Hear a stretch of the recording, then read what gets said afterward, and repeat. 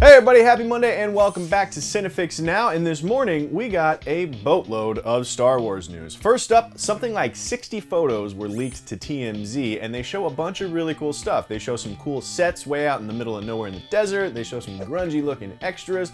They show a big giant pig looking creature that is definitely not CG. And they also show the very last set photos that some dude will ever take. Given J.J. Abrams' reputation for loving secrecy, I can imagine that whatever background player or crew member that took these photos probably gonna have to find a new line of work.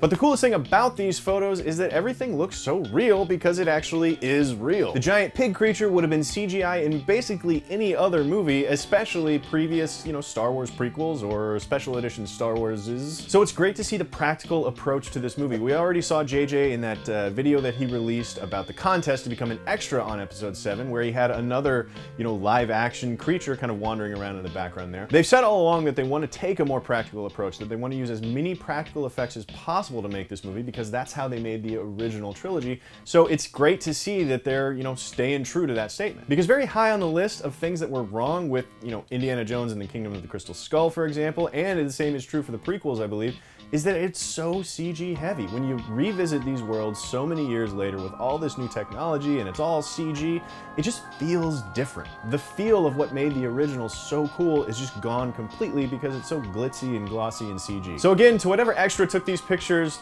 thanks for taking one for the team, I guess. We all feel really good about what we saw, but I don't think it's gonna work out too well for you in the long run, man. Unless TMZ paid just a ton of money, in which case, I guess that's fine. But moving on to the really great Star Wars news that we got this morning, and I do think it's really great, is that the galaxy far, far away now has 2 more real live females in the cast. So we got Lupita Nyong'o, who of course was rumored for a long time to be part of the cast. And of course there were some rumblings about where is she in that official, round table photo that they released a couple weeks ago. So it's great to see her casting be finally made official. But we also get Brienne of Tarth, Nyong'o Christie, who plays my favorite character from Game of Thrones, who is still alive, which probably means she's gonna die literally any minute. And I haven't read the books yet, so I'm just assuming. So these are 2 very strong female voices to be added to the cast, which I think is great news. Not only is there a bigger female presence in Star Wars, but there's a stronger one to boot. Now I know ultimately, if it's not a good movie, it doesn't matter how many females are in the principal cast. He still needs to go and make a good movie. But taking an already interesting cast and adding these 2 actresses to it, that can only make a movie better. Granted, I'd say the same thing about Liam Neeson and Ewan McGregor,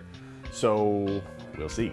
So what do you guys think? Are we happy that 2 more women are added to the cast of Star Wars, or are we just happy that 2 more great actors are added to an already really cool cast? Let me know what you think in the comments down below. Click like and subscribe and come back next time for more movie news on CineFix Now.